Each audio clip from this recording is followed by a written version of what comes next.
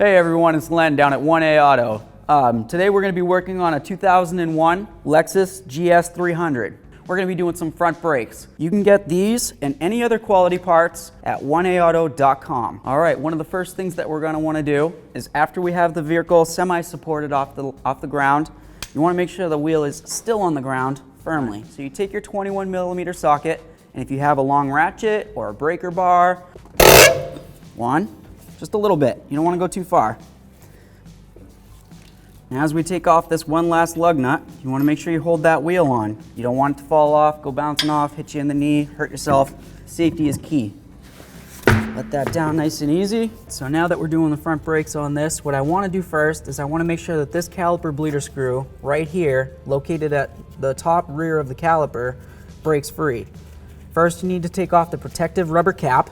Very simple. Sometimes they stick, but got lucky. This one didn't. Put it aside where you won't lose it. Next, you're going to take an 8mm 6-point, or if you have to use a 12-point wrench, 6-point would be best. You can even use a socket or whatever you're into. Get it on there.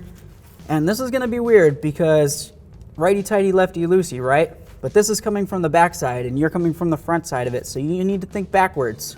So, in turn, we're going to turn this to the right. Break it free. That came free nice and easy. You see a little bit of fluid dripping out. Close it back up. You don't need to tighten it up very much, just a little snug, just so the fluid stops coming out. You tighten that up too much, snaps it, buying yourself a caliper. Next thing we're going to do is we're going to take off the caliper slider bolts. These are the bolts that hold the caliper to the sliders. 14mm heads. So I'm going to use a 6-point 14mm. I'm going to make sure my ratchet's on reverse or off. Break these free. Get that one going a little bit. Get this one going. They feel like they're nice and loose. I could probably do it right by hand. Hold on to your caliper just in case anything happens. Shouldn't go anywhere, but you never know. Safety first. Put your 2 caliper bracket bolts or caliper slider bolts aside. You can try to work this. All right, now that we have that off, perfect timing to take a look at inside here. You'll see that this is a dual piston caliper. It means it has 2 pistons. You want to check to make sure there isn't any moisture or brake fluid coming through right here or right there. Make sure there isn't any cracks, any debris, anything like that that might cause an issue. If you see fluid, there's fluid right here, don't worry about that, it's just my spray. Hang this and put it aside. So now I have it hanging, so there's no pressure on that brake flex hose. Any pressure you put could cause a bind, could cause a little tear. Really, it could cause anything. Brakes are high pressure systems, so if you have any type of bubble or a tear inside your brake hose, always replace your brake hose no matter what. Don't risk it. Safety first. Next, what we're going to do, I would remove the pads from the bracket so you can make sure those don't fall out and hit you or hurt anybody. You can grab a small pry bar or whatever you want to call it. Remove your anti-rattle clips. Put those right out of the way, hold on to them just in case. Next, we're going to take the brake pad out of the bracket. This is your caliper bracket. This is your brake pad, inner brake pad. You can stick it in and then pry it between your rotor and your brake pad. Very carefully. Move stuff around. Things are always going to want to fight with you, like I always say. But odds are, if you're lucky, you'll win. All right, I'm just going to go grab my hammer real quick. I've got my pry bar. I got my safety glasses, safety first. I'm going to try to put my pry bar up in here, and I'm just going to give this a couple little taps and try to pop the brake pad out of the bracket. I'll show you the reason why safety glasses are important. These pieces can go flying. You don't want any of this coming up, debris going in your eyes. This one pries right out, nice and easy. Next, we're going to take off the caliper bracket. I'll just grab my tool. Using a 17mm 6-point socket, we're going to take off the caliper bridge bolts. And as always, you want to break these free. Don't take one out without starting the other one loose first. Give it a couple bonks. Should break free. Like I said before, when you're working from the front of something and the bolts are on the back, you're going to have to work in reverse. So something that normally is to the left to take it out, when you're working at it from the opposite side, you're going to turn to the right. Now I'm going to remove the lower bolt. Give it a bonk. breaks it free. Now with that upper bolt loose but not completely removed, I can take out this lower bolt, holding onto my caliper bracket, make sure it doesn't fall and hit the ground or my toe or anybody else. Now I'm going to remove the upper bolt. There we go. And now your caliper bracket is off. So next what I'm going to do is I'm going to take off these tins. And the importance of the tins is to keep the pad away from the bracket, because a lot of times in between, if you didn't have the tins, in between the pad and the bracket, you'll get moisture buildup, and then you'll have your pads sticking inside your brackets, worse than what we already saw when I was trying to take this off. They also work great for anti-vibration. It gives a little bit of extra cushion between the two, so every time you step on the brakes, you don't hear a Just take your little screwdriver, whatever you might have, even a little pry bar. Being careful not to put your finger in a point where if you slip, you're going to hurt yourself. You can hold it back, you can hold it forward, wherever you're comfortable with. Watch your eyes and just pry that puppy off. 1, 2, and let me get the last one. Pretty much the same as the other 3. Being careful not to hurt myself, safety first. Remove all those. Next you want to look inside here and you're going to see where all the buildup is, and this is where the magic happens. Water gets into everything. It's going to do it. That's just the circle of life. It's the magic of nature. So water creates rust on metal, especially around in New England where we get water mixed with salt and brine or whatever they put down on the roads in the wintertime. Builds up. When that builds up, it takes away the space in between where the pad, the tin, and the bracket meet. So once that happens, the pad can't move freely. If your pad can't move freely inside your bracket, not a lot, you don't want it to rattle, you just want it to be able to move and slide freely inside the bracket, your pad will get stuck, your caliper will do its job, it'll have a lot of pressure, it'll squeeze those pads up against your rotor, and then when the pads are supposed to release, when you release the brake pedal, they'll be stuck up against your rotor. You'll find out that you're getting brake warping, you'll hear brake noise, overheating brake conditions, all sorts of bad stuff can happen. If you have any of those issues, it could be because there's buildup under here, or it could be because of these sliders right here. These sliders, this is their intended job, sliding. They can get stiff, they can even freeze up inside there to the point you might have to use a little bit of heat and get them worked, but these seem like they're moving all right. So what I'm going to do is I'm going to stop with the caliper bracket tin part. We'll get to that in a second, and I'm going to show you the next part. Now assuming we got this caliper slider out, what I'm noticing here is there should be a little rubber boot. You can look inside here, and sometimes you might find the boot in there. If it did make its way inside there, it probably stretched out, and it's probably, it's going to be garbage anyway. You'd want to replace that. I already took a peek in there. It's not in there. This should have it, but since it doesn't, we're just going to move along. I'm going to mark the fact that this is where this caliper bracket pin should go, because this is the one that should have the rubber dampening bushing. Next, I'll take out the other side. You can look at them. They are both different, about the same size. There might not be too much of an issue, an exception of just the fact that one's supposed to have a rubber and one isn't for when you mount it all back up. But if you take it apart one way, just put it back together the same way. There's a reason behind it. So what you'd want to do is you'd want to clean up these sliders, and you're going to want to also clean up the inside of these holes. It's very simple to do. If you have a can of brake cleaner or any type of cleaning material that you can spray inside there, and if you have one of these little honing brushes, these work great. All right, so here we have our caliper sliders. Something that you want to pay attention to is right along inside there. This is where the boot's going to ride. This is supposed to be a nice seal. If it doesn't make a nice seal because there's corrosion or rust buildup, you'll get moisture getting inside there. You'll find your caliper slider pins are rusted or even frozen in there. So firstly, what I would do is I would clean off any grease that's on here, which there's a little bit, should be a lot more, but like this one, there's a lot. Clean off all that grease, and then I'm going to take a little wire brush. I'm going to get inside there as much as I can, try to get out as much of that debris as I can. That'll keep the moisture out and keep the lubrication in. Should keep things going for a long, long time. Very basic. You can just take a rag, clean up the lube, get as much of it off as you can. The other one. Once it's a little bit cleaned off, you'll be able to really get a grasp of what we need to do for using the wire brush, cleaning off any rust and stuff that might be inside there. So this one, as you can tell, the groove's in much better condition than the other side. It might just need a little touch up there, but it shouldn't be an issue. this one right here could possibly be an issue down the line, so we want to make sure we clean that up. So I'm just going to take a little wire brush right here, it's fairly soft, and I'll go right over my bucket, wearing my safety glasses to make sure I don't get any little pieces of metal or anything inside my eyes. Safety first, as always. I'm just going to try to get in here, clean that up. If you notice that maybe it isn't really doing such a great job, maybe the wire bristles aren't as strong as you were hoping, you can take it to a wire wheel, which I might end up doing, only because I'd like for this to get done in a fairly quick manner here. So maybe we'll take it over the wire wheel real quick.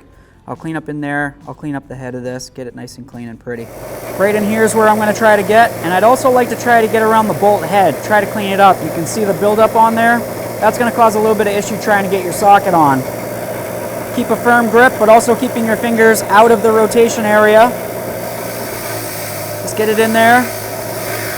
Oh, I can't wait till you guys see this. This is going to be nice. If you have access to one of these, this is the way to go, I gotta tell you.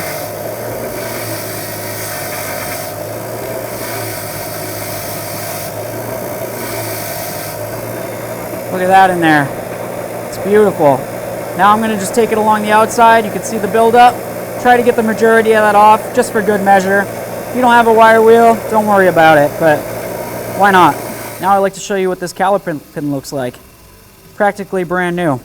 Yeah, there might be a couple little, imperfections. It's old, but there's no reason to replace this. It's in good condition. If there was a lot of buildup in here, or if that boot that you happen to see on the caliper bracket was torn, you might notice that there's a lot of rust and buildup on this right here, at which point you could take it to the wire wheel, try to clean it up. It's still going to be pitted. It might still cause problems down the line. If you got a couple extra bucks, it couldn't help to get new ones, but this right here, I would say it's darn near perfect. It's a keeper. Now that we have our caliper sliders nice and clean, those came out great, we're going to move right along to the caliper bracket. Here's the caliper boots. They appear to be in good condition. You can check them for cracking, you can check them for rips, you can check along where the seal is for where they ride on the sliders. These look as though they're in great condition. I don't see anything wrong with them. I'd like to keep them in there, but what I do want to do is clean this up. The slider will ride inside here, basically. If you could picture it on the inside of the caliper bracket, it's going to sit right here. It's going to go in and out, in and out. Well, I guess in and out, opposite. But anyways, and it needs to ride smoothly. So if you don't get out your existing grease or whatever might be inside there, you could have binding problems. There could also be moisture in there that you don't realize. So what I like to do, hold it over a nice debris bucket, something safe where you can recycle the any type of oils or cleaners that you're using into a safe environment. Definitely not into the ground or anything like that. This is an aerosol type of spray, so it's under pressure. So you have to be careful. When you spray this in, something's going to want to come out. Anything you put in is going to want to come out. So just stand back a little bit, aim it away from your face so you can see it coming out. Just put in a little bit like that. It's not bad. Same thing, keeping your eyes safe. Safety glasses, please. Put in a couple a little bit like that. And then if you have one of these, it's just a little bore brush. You can put it on a little drill, any drill you got. Doesn't have to be anything special. Just put it right in. Go as fast as you want. You don't have to worry about scuffing anything up. It's just, the metal of the bracket's stronger than the metal of the bristles of the brush. Just go in and out, work it around. And I'm going to show you why in a second here. With that one pretty much done, come over to this one. We're going to hit it again. Pretty much the same thing. Just trying to clean up the inside sides where that caliper slider is going to ride. I'd say that should do it. Let's pull this right out. Put it off to the side. Now what I'm going to do is I'm going to dump this out and you'll be able to see what we're looking at. See how black and disgusting that was in there? Whether that grease was black or it was clear or white or whatever it might have been, there also could have been dirt, debris, moisture, anything. So we got whatever might have been stuck inside there out. Now we're just going to give it one more little blast. Once again, pointing it away from your face. That looked like it came out pretty clear. Let's hit it again. Clear. This one, away from your face. Clear. clear. I like to do these first before I clean up the caliper brackets, and that's because it's going to take a little while for this brake clean to dry. And you don't need to be putting lubrication in there with wet brake clean because it's just going to be counterintuitive. So that's how you clean out where the caliper sliders ride. Now when you put some lubrication on this, assuming you had the bushing on there, you would just slide this in and it should be good to go. So something that I noticed when I was taking off these tins is you'll notice that this one has a little rubber pad on the back there. This one doesn't. It does have a lot of rust buildup, corrosion, all sorts of crud there, but it doesn't have the rubber pad. That means that it must have went somewhere. So taking a better look at the caliper bracket, I noticed that there's rust buildup here, rust buildup there. Looks kind of like garbage, whatever. Rust buildup here, but right here you can see this looks like a large pile of rust buildup, but it's not. It's actually the little rubber piece that should be part of the tin. In which case, you would definitely want to replace these tins and not just clean them. Just get another kit. It's easy enough, they're cheap enough. It's for your own best interest. Next, what you would want to do is you'd want to clean up all this area. You want it to be nice, clean, shiny metal, because this little bit of buildup right here with this pad, with this tin and everything like that under there, and then you try to squeeze the pads in, it could take up that little bit of area that you need for the pad movement. So clean this up the best you can. You can use some type of scraper device if you want. You can use a brush if you want. I gotta tell you, a brush is probably gonna be ineffective. Something like this, you're gonna be there for 3 days. You know, we can give it a try. This one right here wouldn't be too bad, but as you can tell, that one right there, you're probably gonna need something a little bit more like this, but we'll get into that in a second. I'll show you what to do with this little brush. If this is what you have what you got, and you know, we'll just do the best we can with it. So I'm just gonna hold the bracket firmly, make sure that everything's safe. It can't get away from me, fall, hit my toes. I'm just gonna take it, get in here like this, give it a couple nice scrubs here. See, that didn't come out too bad. We could give it a little bit more if we wanted to, maybe a little bit up here. So I'll probably just give those a little skimming a little bit more. It's a little bit harder to get the brush to stay there. Try to get up along this edge right up here. That's also important because the pad doesn't just sit on this level right here. It sits in between here and it sits in between here. So if you have buildup here, could cause an issue. You have buildup here, could cause an issue. Buildup here, could also cause an issue. Make sure all these areas are clean. It's very important. Take your time. It's not worth rushing. This is your safety. Not too bad. And then what I'll do is I'll just take the little wire brush, I'm gonna hit it again and make sure I get the back side there. It's a little harder to get to with this because you can't get in there. What do you think of that? Looks new, beautiful. So next what we're gonna do is we're gonna work on these tins. As I showed you before, the little pad on one of them worked its way off. That could be an issue. I believe what the pads are for is to help with pad slap when you're braking. If for some reason you've already got your brakes apart, you can't obviously drive your car down to the pad parts place and get yourself some new tins. You have to put them back together. Best thing to do, if you weren't going to replace them, is to just make sure they're clean. Cleaner the better. So what we'll do is we'll just take our little brush again.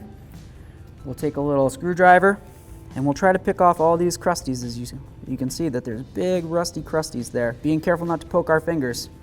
Safety first. Look at that. Boy, that would have caused an issue. Man, oh man. There we go. I got the majority of the big crusties off. I'll use my brush on that in a second. I'm just going to grab my next one. This one, I'll just leave the pad right on it. I don't think that that'll be an issue. It doesn't look as though there's any buildup on it or under it. It's not lifting up anywhere. I would like to just leave this one the way that it is, and we'll go from there. So now we got our little brush. You can use any brush that you've got, big, small, whatever you're into.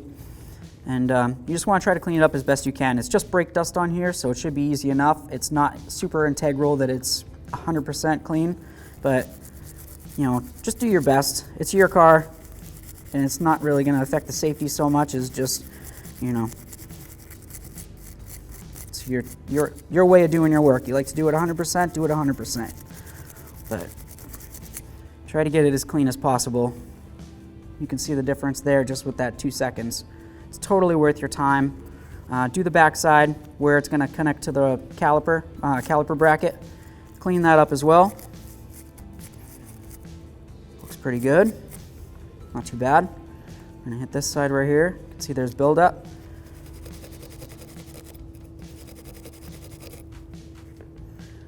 Not too bad. I'm going to do the same thing to all the rest of them. We cleaned up our tins. Those look practically new. We're going to assume that you couldn't get down to the store and get the new tins that had the little pad on there. That's okay. We'll just go with what we've got. Now that we've got this cleaned up, you can see that that's bare metal. It's very important to remember the fact that water loves metal. It's going to suck right into it. It's going to get into all the pores. Metal's porous, and it's going to cause more rust and more buildup, and you're going to have more braking problems down the line. A good thing to use is a product called Brake Lube. They have this product right here, and they also have silicone paste. You can use anything you want that is a brake lubricant. So basically, what you want to do is just put it on the braking surfaces where the tins are going to go. You don't have to put on a lot, because if you put on too much, it'll squeeze out, and it could possibly get on your brake pads and or rotor, cause a friction issue, and you might have lack of braking on that one particular side of your vehicle. So a little bit will do you. All you need to do is just make sure that the metal's pretty much covered. Do both sides of it. You can do them both at the same time. You don't have to do one and then the tin and then the other and then the tin. You don't have to go Picasso either and spend 3 days trying to paint it up and do a little red and a little green or anything like that. Just put it on there. That looks pretty good for my taste. Next, we're going to put on the tins. Something that I wanted to point out is that there are different tins on this. There's 4 different tins on it.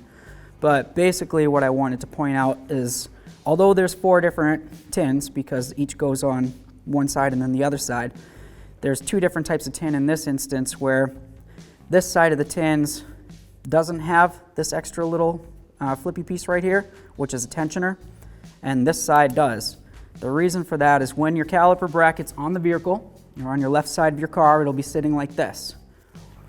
You're going to have the one with the tin, or with the little flippy part of the tin, so that this goes on this side. Sorry, drop it. This is going to go like this, right in here like this. You'll put your other one in, matches up. When you put your pad in, you go to use the brakes, your pads are going to want to go with the motion of the rotor, which is forward, assuming you're going forward when you're stopping. So it'll pull the pads forward. You want to make sure that this right here is going to be able to keep tension on that pad. It's going to help prevent pad slap noises for you. It's going to help prevent squealing noises at some point. And that's just the way that they made it. So I would always recommend putting it back the way it came. If you can't remember, just check on our video, or if you only took apart one side of the vehicle at a time, which makes the most sense, you can also refer to the other side of the vehicle. And so I'm just going to go ahead and make sure that I put these on correctly. Continuing with the side with the little extra flippy pin, I want to make sure that you see that this goes on like this. These little ears, these don't go facing in. You don't want them going facing in. You know, if I put this one on here facing in, what's that going to do? This is where your rotor rides. You put the little flippy pin in, it's going to cause big issues for you. You're going to be like, oh, Len, I can't get my brake rotor on. Nope. That just means it goes on the other side. You can figure that out. So, going with what I just said, I got my little flippy ear facing on the outside. Squeeze that puppy in there. Same thing with this one. Squeeze it in there. Make sure all 4 are in as tight as they can go. Now, one last thing that's a good thing to do. Remember I told you about slapping on too much paste, right? Squeeze it. You see any paste coming out the sides right there, clean it up. Luckily for me, I've done it a couple times and I don't really have very much paste coming out because I'm not really too much of a wasteful guy. But yeah, just pay attention for that. Next, what we're going to do, we marked our caliper. Although the crayon's starting to come off a little bit, I can still see it. I remember that that's where the caliper slider that's supposed to have the rubber bushing is supposed to go in. And then the other one goes in the other side. So I'm going to take a little bit more of our caliper brake grease, or brake caliper grease. Put a little bit on. You could be a little bit more liberal with this one if you want. That's completely up to you. Just put it on both of them, approximately equal. You can go all the way around if you want, but you don't necessarily have to, because when you put them in, just give them a twist, everything will be copacetic. Another good thing to try to do is, if you can, at least get a little bit up into that ring. You don't have to go all the way around the ring and get it all over your fingers, but at least a little bit up in that ring. So just get it up in there. Now what's going to happen is, I got the one that's supposed to have the bushing on the bushing side. Everybody's watching. Twist it, twist it, twist it, twist it, twist it. Put it in, twist it some more. That grease that I just put in that ring right there is working its way around the boot. What's that going to do? Help keep the moisture out. Moisture in, bad. Moisture out, good. Next. Slide it in, twist it, twist it, twist it. Get it in there, give it some twists, couple pulls. This puppy's ready to get on the car. All right, everybody, we're back at the rotor end of the vehicle. So, got the rotor nice and loose. Kept a lug nut on there, a couple threads, just to make sure if I walk away, I'm doing the caliper bracket, it's not gonna fall off, hurt somebody. God forbid anybody gets hurt. Keep a little lug nut on there a little bit, just in case this rotor decides it wants to go for its own little ride. You can see under here, this is gonna cause a lot of brake pulsations. You got rot buildup here. All these spots right here are called hot spots. So as this brake rotor is going around, the brake pad on the inside, as you saw, was stuck against the rotor. It heats this up super hot. Each one of these will actually rise because heat makes things expand. They'll rise. You step on the brake, you're going to feel in your steering wheel. That's because of this right here. Also, you'll notice that there's a lot of rot here. This is where the wheel bearing hub rubs or sits into. So you want to make sure, I mean, we're replacing this, so you don't have to clean this, but you do want to make sure that your hub's clean. This is going to cause an issue. You put a new rotor on this, you're going to find a brake pulsation like you wouldn't believe. I can feel the raised areas. So what I'd like to do is I'm going to get this cleaned up for you guys. I'll give you a quick showing on what I would do, and we'll go from there. With this hub being as dirty as it is, with the buildup that you can see, probably even just with the camera, we're going to want to clean this up. If you had, if you're dealing with just a wire brush, it's going to take a little while. You can probably get in between here. As you can see, it'll do a pretty fair job. It'll get right down. This is going to take you a little while. You're going to be ready for a snack after 10 minutes of doing this. So what I would do is I would just use my little cookie eating machine over here, right here, and I just clean up as much as I can along the hub. And then I would take my brush and clean up whatever's left that I can't get to. That way there, I'm not wasting any time trying to clean up the whole thing. I can just clean it up, get it over with. Last thing that I want to mention before I move on to actually cleaning it is getting behind the hub. It doesn't seem like it's something that you would normally think about or that it should even be that important, but it is. Up along the top right here, you'll notice that there's also buildup. So you could take this and you can go up along the top, because any little flakes that are up here could work their way down in between the rotor and the hub. You want to make sure that's done. But also back here, you get some, there's a lot of flaking and rust buildup back there. So if you can get some of this stuff out of there, it's only going to help you out in the long run. It takes an extra couple seconds, but what will happen is if you have a flake and it gets caught in behind there, you're going to finish up your front brake job. You're going to do a great job because I showed you how. You're going to drive it down the road and you're going to hear a noise. And you're going to say, Len, what did you do? What didn't you show me? I'm showing you now. Look everywhere. Just be 100%. Do the best you can. Safety is number one. Brakes are top safety on a vehicle. So I'm going to go ahead and get this cleaned up, and then we'll show you where to go from there.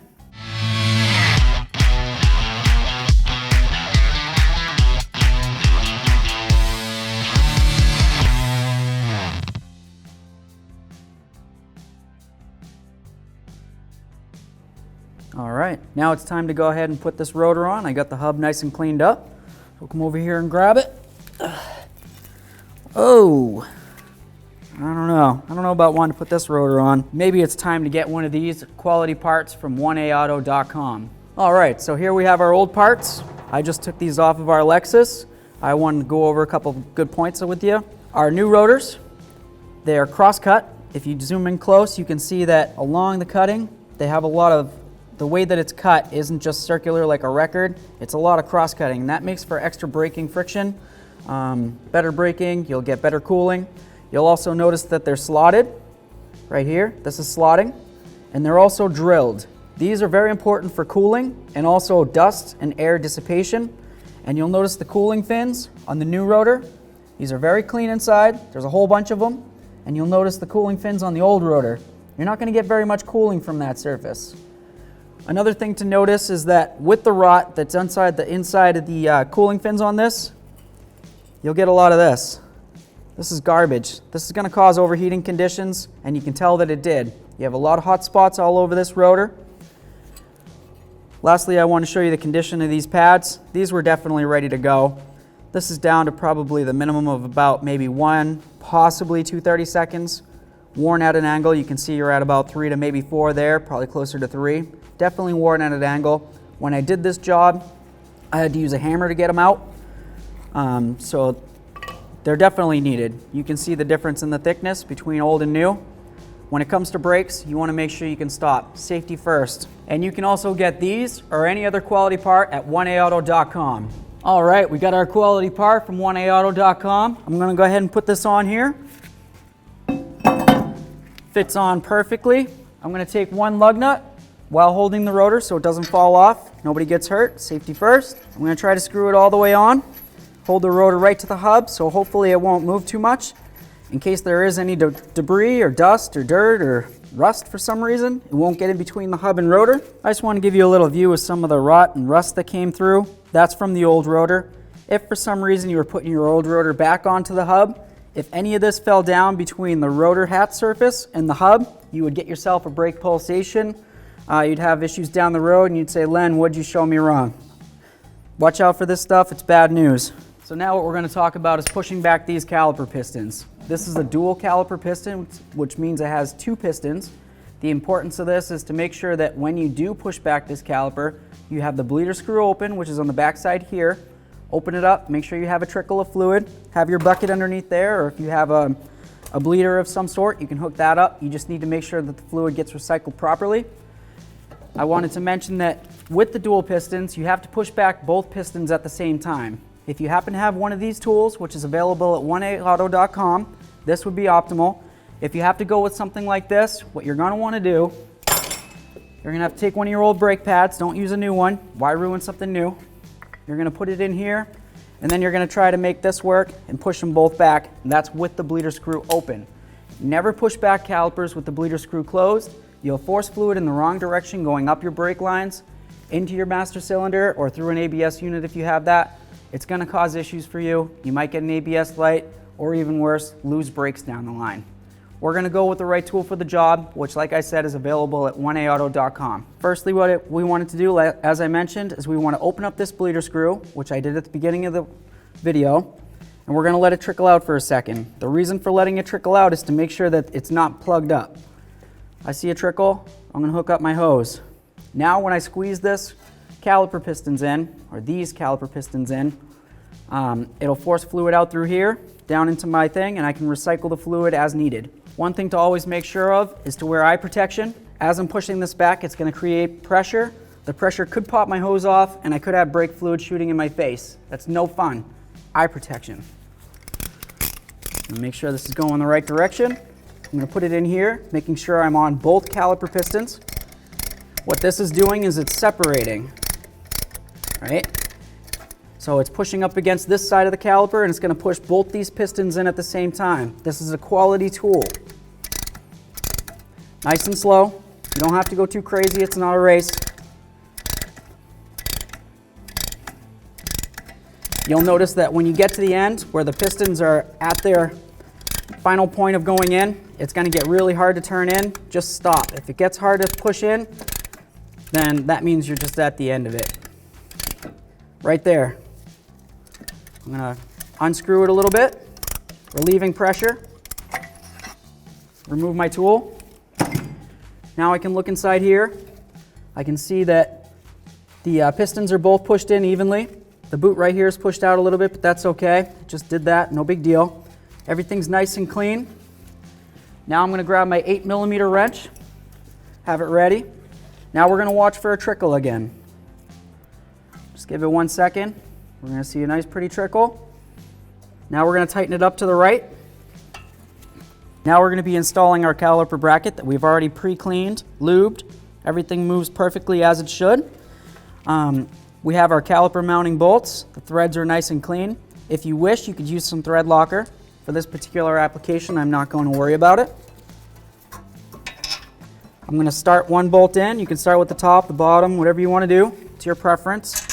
You don't need to get it all the way in yet because, as always, you need to move things around a little bit to get the next bolt started. Why tighten it all the way down? Both those are started in nice. I don't have to worry about any cross threading. I'm going to grab my tool, 17 millimeter socket on it. I'm just going to put these in.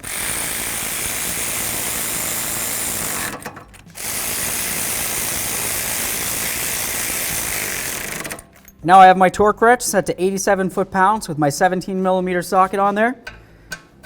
I'm just going to go until this tells me it's ready. A little bit more.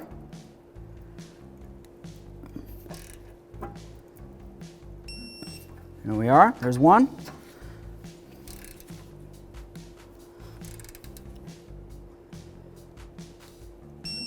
Two. I'm going to go around one more time just to double check, make sure everything's settled in as the way it should. One. Two. Now this caliper bracket's mounted and we're clear to start mounting on the pads, making sure that I put the part with the brake squealer on there, which is just a wear indicator, on the inside and in the downward position. I'm going to come from the inside, place it in. You hear it snap right in, moves around pretty good, nice and easy. I'm going to go ahead and put it on the outer pad. Same idea, moves around, nice and easy, nothing stuck in the brackets. If you have to hammer it in, you did something wrong. Clean up these brackets a little bit more. There could also be other underlying issues, but that would be my main go-to, is check the brackets, make sure you clean them up as good as you should have. Next, you have your anti-rattle clips. These are also clips that help push the pad away from the rotor. So that way there your pads aren't necessarily staying against your rotor at all times. You'll get overheating conditions, it'll cause premature wear on the pads, and warps your rotor prematurely. Not that there's really any good time to warp your rotor. Anyways, moving along, we're gonna go ahead and mount our caliper. This is to your discretion if you'd like. Normally I do. I usually try to put a little bit of paste along here, some kind of silicone if you like, right along your caliper pistons where they meet on the pad, and also on the caliper where it actually meets the pad as well. This will help with vibration dampening, lessen brake noise inside the vehicle when you're driving, so when you step on the brake you won't hear your brake friction basically. When you step on the brake, your caliper squeezes this as hard as it can up against the rotor, and that's what makes you stop. The friction material with your pad and your rotor is key for stopping. You also want to make sure you don't put on too much, because if any of that gets in between the rotor and the pad, you're going to have stopping problems. This should slide right over, just like this, and this one, just like that.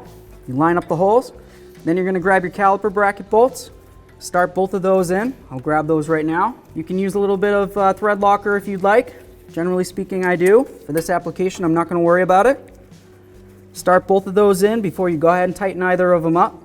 When we tighten these up, the torque specification is 25 foot-pounds. So now we've got our 14 millimeter 6-point socket. We're going to go ahead and tighten these up. You can use a wrench, a ratchet, a socket, whatever you have for tools, but it's a 14 millimeter head. Tighten it up. You don't need to go too tight. And now we're going to torque it, 25 foot-pounds. As you can tell, it's not very much pressure. They're just very small bolts. And now our whole caliper system's mounted. Something that I wanted to mention is sometimes you're going to put your brakes together and you might get a little bit of noise. Oh no! What are we going to look for? We're going to try to see what this noise is. We've got the rotor pinned down. It can't go anywhere. There's noise coming from somewhere. One of the most probable causes would be your backing plate. When you're doing brakes, you're moving stuff around, or even if you're doing front end work, there's pretty good odds you're going to grab onto a backing plate. So you'd want to just go around the back side of the rotor. You can feel if you want, be careful for pinch points, or you can even do a visual inspection and see if you see a spot where the backing plate's close to the rotor. In this case, it looks as though maybe at some point I might have grabbed the backing plate and yanked, so it's pressed up against. What I would do, and it's fairly simple, be very careful not to hurt yourself, just grab the backing plate, give it a little shove. There we go. That noise you hear is just the rotor on the pads. It's bound to happen. All right, now I'm going to walk over. I'm going to pump up the brake a couple times. Nice and slow. The reason for this is because what I'm going to do is I'm going to force brake fluid back down to those caliper pistons, and it's going to put the caliper pistons up against the pads and the pads up against the rotors. There we are. So now we're going to bring it back up in the air. We're going to open up that bleeder screw and we're going to wait for a strong trickle of strictly brake fluid and no air to come out of that bleeder screw, and we'll be good to go. All right, now that we've pumped up the brake, we're going to come back over to the back side of the caliper to where your bleeder screw is. We're just going to open this up with our 8mm wrench, and we're going to wait for a solid stream of brake fluid without any little air bubbles. You can keep an eye on it. Wearing your, oh, saw a little air bubble there. Wearing your safety glasses as always. If you want to move it along a little faster, watch out for your eyes because it can shoot out a little bit of brake fluid, but you can do this with the brake hose a little bit. Just gives it a little burp. Now that we have a steady stream of brake fluid, just give it a little tap there. Looks good. Going right down into our waste collection bucket, which will be recycled as properly. And now I'm just going to tighten it back up, which is turning the bleeder screw to the right. We can take a little rag, a little bit of brake clean if you wanted to. In all honesty, spray with the garden hose works much better than brake clean for brake fluid. It's my preference. You can do what you want or even leave it on there. Put on your little bleeder screw cap. The reason for this is it keeps moisture from getting in there. You get moisture seeping in, it gets all the way down to where your bleeder screw connects with your caliper. You're going to have a heck of a time getting this bleeder screw out the next time, and it might even be frozen in. All right, now it's time to get the wheel up on here. Roll it up onto your leg or your knee. Never lift with your back unless you have to. You really shouldn't have to most times. Go ahead and grab a lug nut. We're going to start one on. Getting it lined up. Now that we got our wheel on the ground, you don't want all your pressure of your vehicle on it, because if this isn't tightened down snug enough, you could off-kilter your wheel, and even though you're thinking you're torquing it down to the 76 foot-pounds it's specified to be, it might not be. So, with the wheel gently on the ground to the point where it can't spin on you, you're just going to start with one, and you're going to go in a crisscross pattern with your 21mm socket to 76 foot-pounds. One click, crisscross, make a star.